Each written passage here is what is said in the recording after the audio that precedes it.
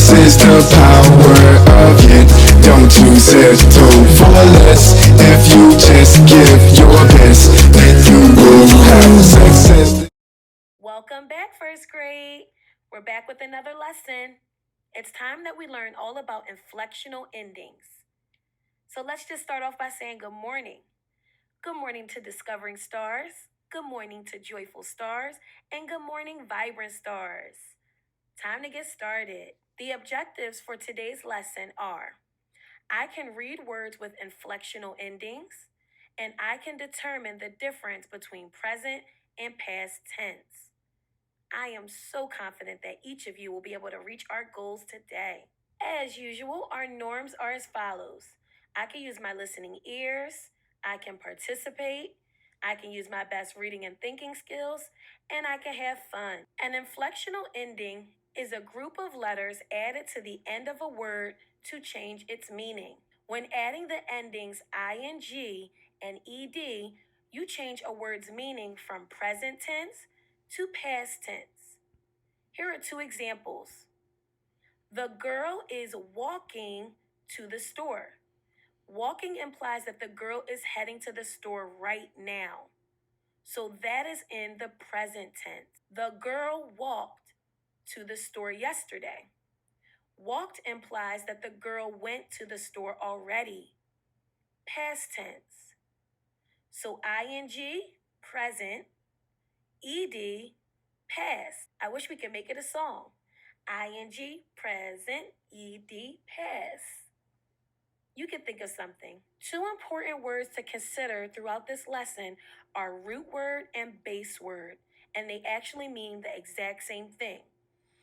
Root word or base word is a word with no prefix or suffix added to it. It is a word on its own. For instance, take the following words: crashing, eating, and laughed. If we take ing from crashing, we have crash. Crash is the root word and is a word on its own. ing is not a word on its own. The second one, by removing ing from eating, we have eat. Eat is the root word. When we remove ed from laughed, we have laugh. Laugh is the base word. So listen out for those two words throughout the lesson. First grade. So what I have right now is I wrote down 3 verbs for you. Verbs, as we know, are action words or things that we can do. So here's your 3 verbs: need, count, and test. And what we're going to do with these 3 verbs is we're going to put them both in the past tense and the present tense. Let's check it out. In order to put verbs in the past tense, we must add an ed to the end. Now we have needed, counted, and tested. If I wanted to use one in a sentence, I could say, Dr. Story counted apples yesterday. So this ed lets me know that it happened already. Now let's look at them in the present tense.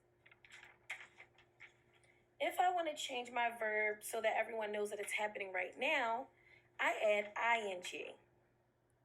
Needing, counting, and testing. Now, if I wanted to use this one in a sentence, I could say, Dr. Story is counting sheep.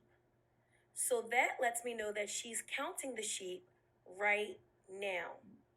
So ing lets me know that it's happening now in the present, and ed lets me know that it happened already in the past. Stay tuned for our next slide so you can figure out more. Let's go on a word hunt.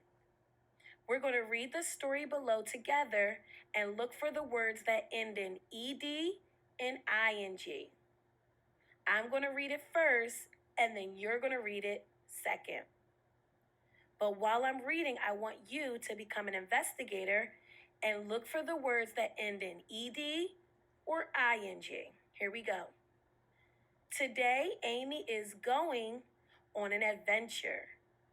Her grandmother is taking her to the water park to ride the largest slide in Philadelphia. Though Amy is happy, she is a little nervous too. Last time she walked to the park, she fell off the slide and scratched her knee. However, after a talk with her mom, she chose to be brave and face her fears. I want you to pause this video and look for your words that end in ed and ing. In the next slide, we'll find the answers. Now, if you found 4 words that end in ing or ed, you are absolutely correct. But was it the correct 4 words? Let's see. First one was going, which was in the present tense because it ends in ing. And if I take away the ing, I have go, which is my root word. Taking was our second one, which was in the present tense. And if I take away ing, my root word for taking is take. Now, take is a special word. Whenever you have a root word that ends in a silent E, you must drop the silent E before you add the ing. It's almost like we're kicking that E to the curb. And the next one, it was walked. Now, because it ends in ed, I know that it is past tense. And my root word is walk. And my last word, scratched, which ends in ed, so it is past tense. And my root word is scratch. How many did you get correct? Working on verbs in the present tense is definitely my favorite. Right now, we're going to change the verb on the right, which are the words in the parentheses, to the present tense and complete the following sentences. Let's look at number 1. I am to my friend's house. Now, the first one is go. I need to change go to the present tense. What 3 letters do I add to the end so that it's in the present tense? Anybody? Excellent. ing. So that go becomes going. Now let's read it as a complete sentence. I am going to my friend's house. Perfect. Number 2. Sarah's dad is our school song. The word is sing. If I add ing to sing, it becomes singing. Sarah's dad is singing our school song. Excellent. Number 3. Brandon and Sam are for their math tests. So study, when we add ing, becomes studying. Brandon and Sam are studying for their math tests. Nice. And the last one. I am dinner with my mom. And the word is cook. Cook plus ing equals cooking. I am cooking dinner with my mom. Which is funny because the other day I actually was cooking dinner with my mom. Yes, good job, guys. So now we remember present tense means that it's happening right now. Let's complete this exercise all about verbs in the past tense. Match the root word on the left to its past tense version on the right.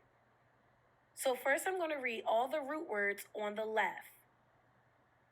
Tick, spill, help, start, yell, and plant. So those are my root words. Now I know that when I'm putting words in the past tense, all I'm going to do is add an ed to the end. I want you to freeze this video and see if you can find all of the matches. I'll give you about 10 seconds. Go.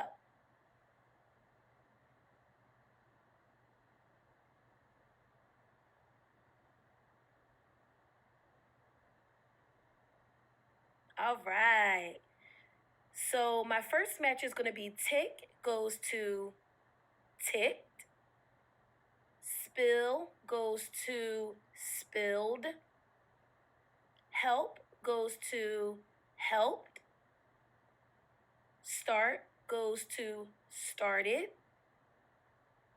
Yell goes to yelled. And plant goes to planted. Did you get all of those right?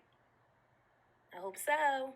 Do you think that you know a lot about inflectional endings now? Let's see if the objective was met. 1. Can you read words with inflectional endings? 2. Can you decide when a verb is in the present tense? And 3. Can you decide when a verb is in the past tense? If you answered yes to all 3 questions, then that means that the objective was met. So way to go, everybody. Now let's move on to the exit ticket. Now that we've learned all about inflectional endings, it's time to complete your exit ticket. Complete the table below. For extra practice, choose one of the words in either columns 2 or 3 and write your own sentence on the back. So on the left, you'll see the root word or the base word. In the second column, it's where you have your verbs in the past. And on the third column, it's where you have your verbs in the present tense. For your sentence on the back, choose either one of the verbs in the past or one of the verbs in the present. Don't forget to take a picture and upload the finished product on Google Classroom. I hope you enjoyed learning about inflectional endings with me. See you next time.